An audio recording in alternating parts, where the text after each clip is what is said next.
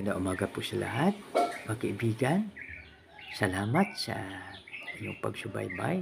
Dito na po tayo sa mga awit 61, 61.3. No? Ito po yung ating bigyan ng pansin po sa umaga ito. Ngayon ay 4 na sa January 2025. Araw po ng Sabado. Mga kaibigan, ito po aking babasahin. So, dito, no, sa 1 to 3 na pakinggan natin. Pakinggan mo, O Diyos, ang aking daing. Digin mo ang aking dalangin. Mula sa dulo ng lupa ay tumatawag ako sa iyo kapag nandupaypay ang aking puso. Ihatid mo ako sa bato na higit na mataas kaysa sa akin, sapagkat ikaw ay aking kanlungan, isang matibay na buhok laban sa kaaway. Puri nawang Diyos sa pagbasa ng salita tayo manalangin.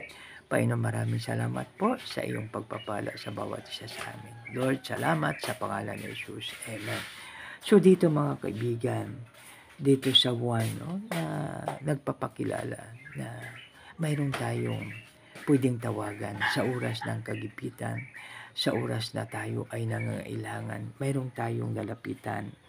So ang sabi dito ng ating salmista, pakinggan mo, O Diyos, ang aking daing. Dinggin mo ang aking dalangin. Mula sa dulo ng lupa ay tumatawag ako sa iyo kapag nanupaypay ang aking puso. No? Kaya pag manupaypay ang ating puso, no need to worry dahil mayroon tayong tatawagan. Ihatid mo ako sa bato na higit na mataas kaysa sa akin. No? So, ibig sabihin na mayroon tayong proteksyon. Mayroon tayong muog, no? Mayroon tayong kutang tanggulan na pwede nating pagtaguan, na pwede tayong magkanlong. At saka sa 3, sapagkat ikaw ay aking kanlungan, isang matibay na muog laban sa kaaway. No? So anuman ang ating mga hinaharap, wag po tayong mawala ng pag-asa, wag po tayong matakot dahil nandyan ang ating Panginoon na siyang matibay na muog, na siyang tutulong at gagabay at patnubay sa bawat isa sa atin. Maraming salamat mga kaibigan. Tayo na po'y manalangin. Panginoon, maraming salamat sa iyong salita. Maraming salamat po, Lord, sa iyong pagpapala.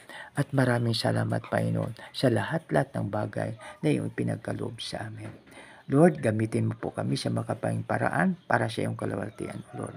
Sa pangalan ni Jesus na aming Panginoon tagapagligtas, lahat po'y magsabi ng Amen and Amen. God bless us all.